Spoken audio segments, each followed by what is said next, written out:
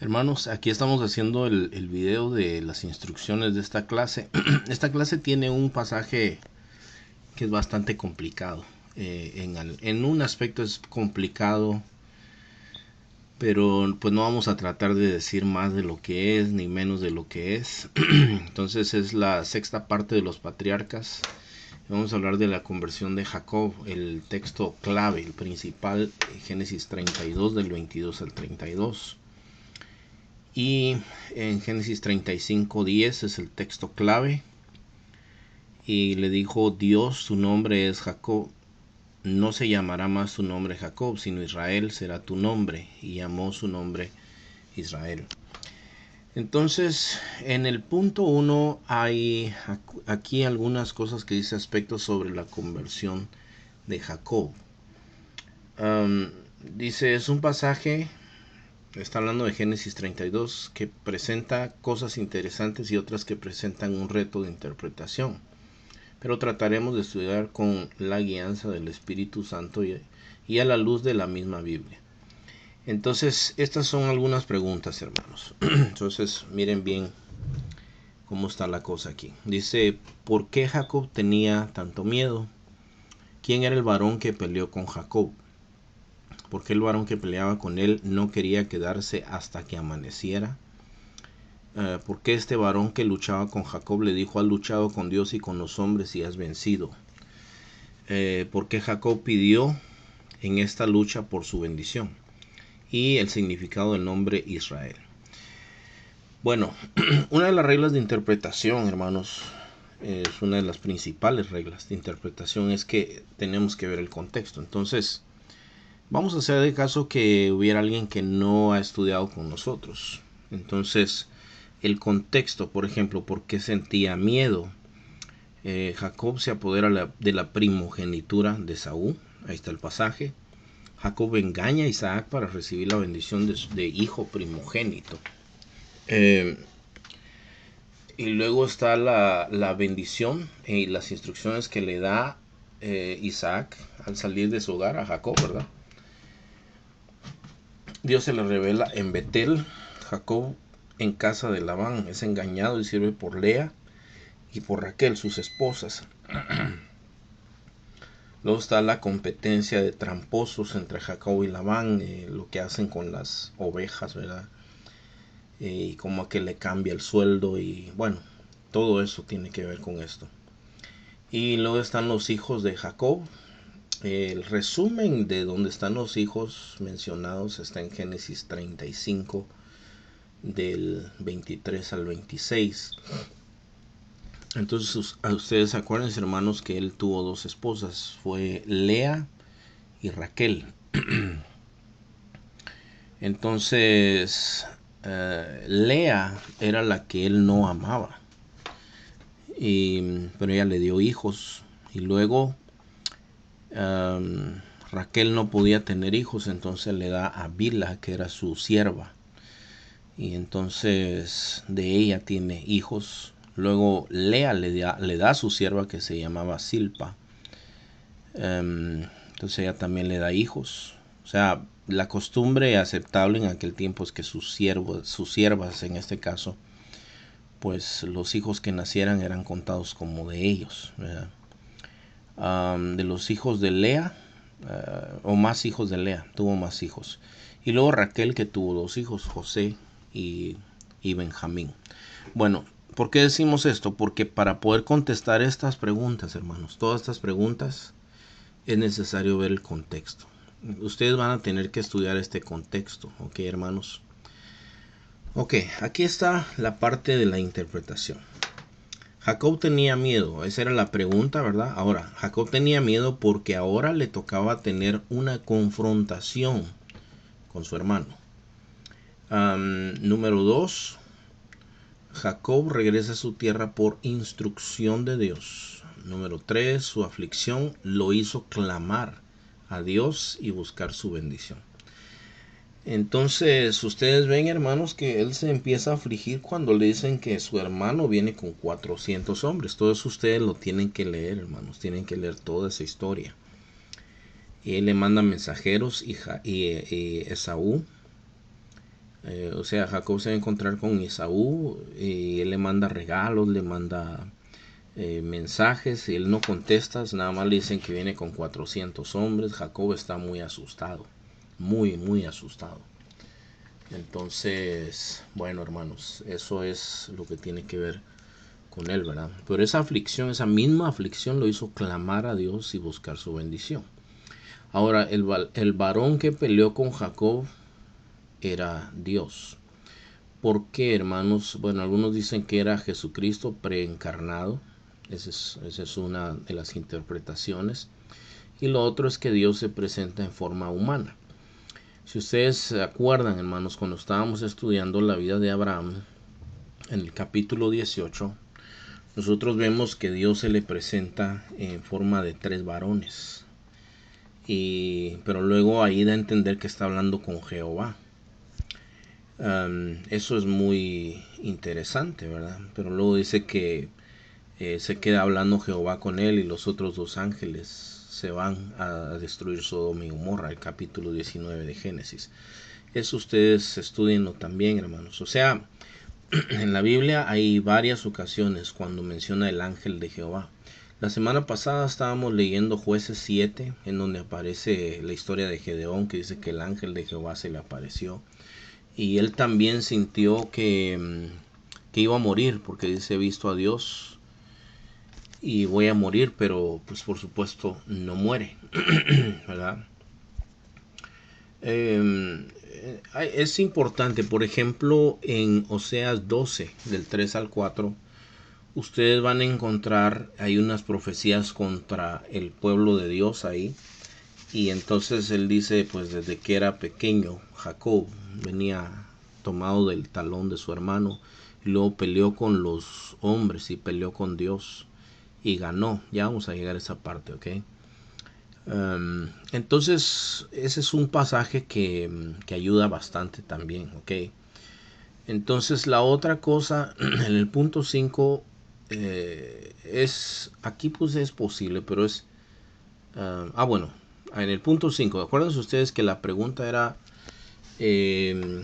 ¿por qué el varón no se quiso quedar hasta el amanecer? Porque dice que este varón que luchaba con, con Jacob, le decía, déjame porque ya va a empezar a amanecer. Y entonces Jacob le dice, no te voy a dejar hasta que no me bendigas. Entonces, dice aquí, es posible que el varón no quiso quedarse con Jacob. Acuérdense que la interpretación que estamos tomando es que era Dios, ¿verdad? Y ahorita vamos a ver otras razones por qué podríamos pensar que era Dios. No quiso quedarse con Jacob hasta el amanecer para que Jacob no muriese. O sea, lo que nosotros entendemos por la palabra de Dios es que nadie puede ver a Dios y vivir. Entonces el varón se estaba peleando con él de noche, ¿verdad? Y dice que ya como que empezaba a amanecer y entonces es cuando él lo deja, le bendice y lo deja y se va. Entonces, posiblemente lo hizo para que no muriese Jacob. Jueces 13 del 20 al 22, ahí están Manoa y su mujer, ¿verdad? Ahí están ellos en una experiencia que tuvieron también donde ven a Dios. Y Manoa dice, nos vamos a morir porque vimos a Dios. Y la mujer le dice, no. Le dice, porque si Jehová nos quisiera matar, ya nos hubiera matado. Dice. Y no mueren ellos, ¿verdad? Entonces tienen una manifestación ahí. Pero no se dice que es Dios, se dice es el ángel de Jehová, pero ellos entienden bien que cuando dice el ángel de Jehová es Dios mismo, ¿verdad? Ok. Bueno, el punto 6. Aquí vamos a esa cuestión de que peleó con los hombres y con Dios. Entonces, hermanos, es imposible que el hombre pueda vencer a Dios. El hombre nunca podrá vencer a Dios. Más bien, parece referencia que Jacob consiguió lo que deseaba de los hombres y de Dios. Una muestra de que Jacob no podía con Dios es también el hecho de que al tocar el tendón de su cadera fue herido de manera grave, al punto que cojeaba del lado de la cadera. Entonces, imagínense ustedes que Jacob está forcejeando con el ángel, ¿verdad? Con el varón. y este varón le pregunta su nombre. Obviamente ya lo sabía, vamos a ver más adelante también. Um, el texto clave dice algo de esto también. Dice, tu nombre es Jacob, pero ya no será tu nombre Jacob, sino Israel. Bueno, eh, entonces solamente tocó, dice, su cadera y algo le pasó al tendón y entonces él quedó cojeando, dice. O sea, esa es una muestra, ¿verdad? Del poder de Dios, de que Dios tiene poder.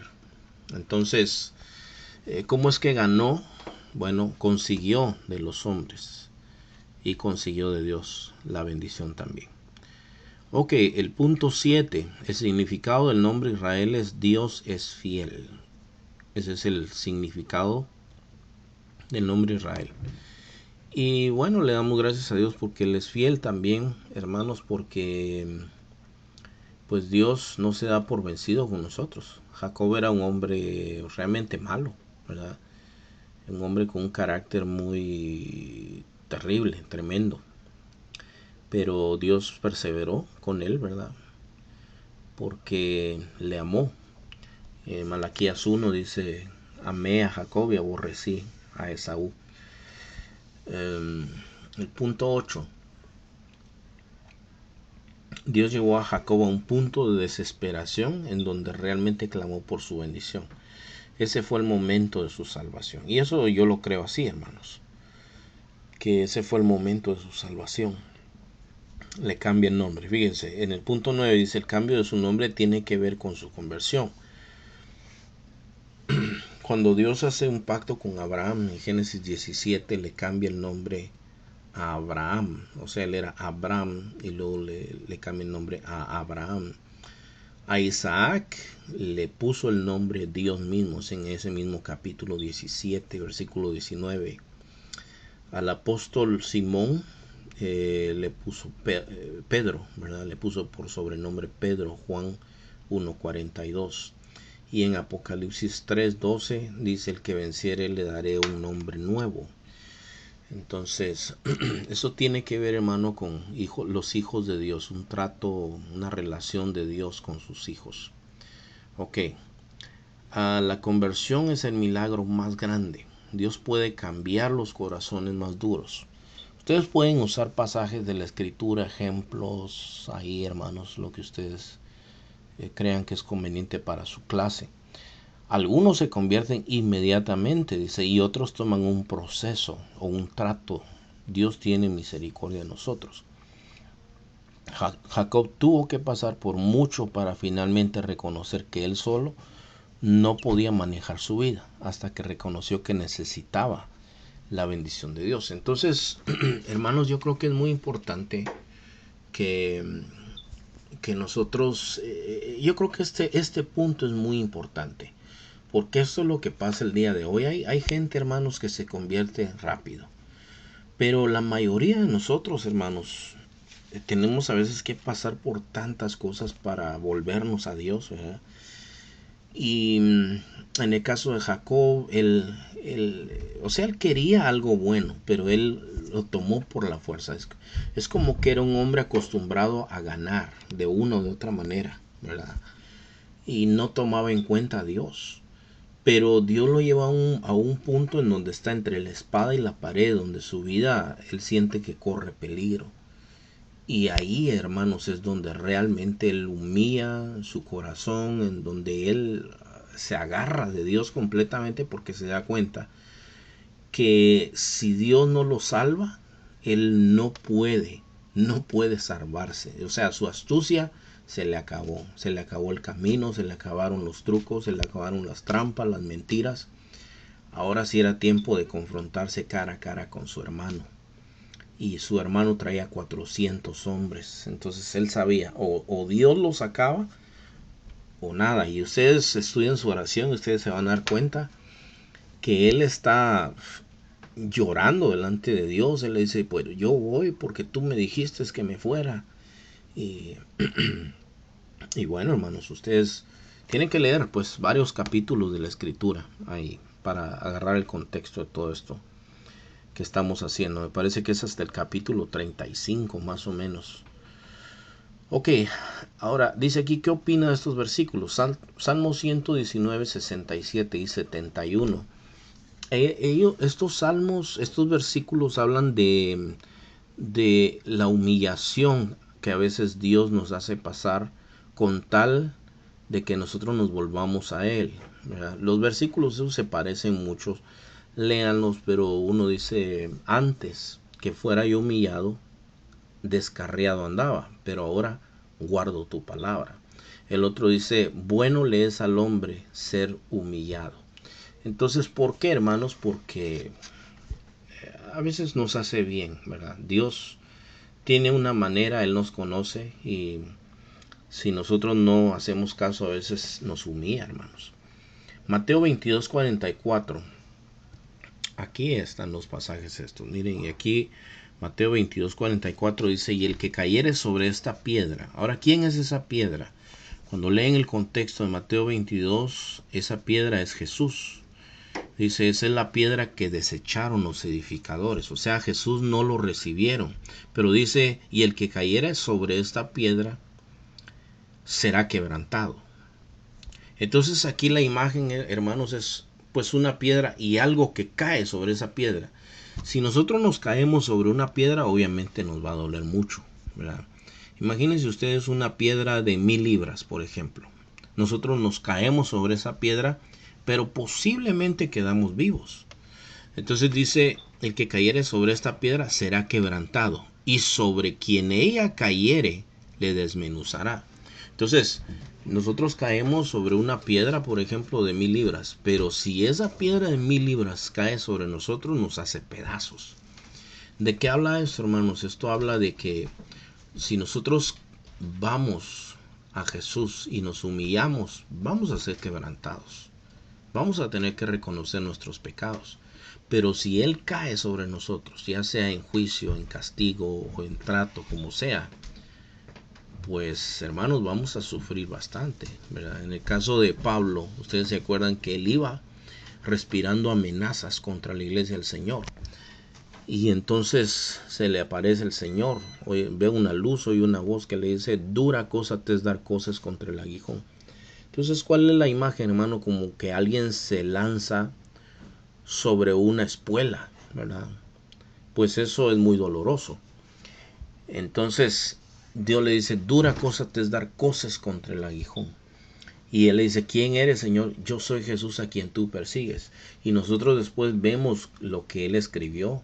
En una de sus epístolas dijo, yo tengo mucho de qué gloriarme. Soy judío de la tribu de Benjamín, circuncidado al 8º día, en cuanto a la ley, fariseo, en cuanto a celo, perseguidor de la iglesia. Pero luego dice, pero cuantas cosas eran para mí ganancia, las tengo por basura, con tal de conocer a Cristo. Entonces, hermanos, cuando nosotros vemos eso, nos damos cuenta que todo su mundo, Jesús humilló todo su mundo, todo lo que Él era, lo trajo hasta abajo. Él también escribió que dice, Él se me reveló a mí, el último, como un abortivo, dice en 1 Timoteo 2. Dice que Dios tuvo misericordia de él y lo llama como un abortivo, dice él mismo, ¿verdad? Y el Señor le dejó una enfermedad en su cuerpo que nunca lo curó. Entonces, esto habla, hermanos, de la conversión de Jacob y cómo Dios tuvo ese trato con él. La próxima semana vamos a continuar con los patriarcas, ¿ok, hermanos? Para entender toda esta explicación, pues tienen que leer todos los pasajes, hermanos. Lean todo el contexto, este contexto que aparece aquí, y léanse hasta como el capítulo 35, lo que tengan que leer, ¿ok? Bueno, hermanos, que Dios les bendiga. Bye bye.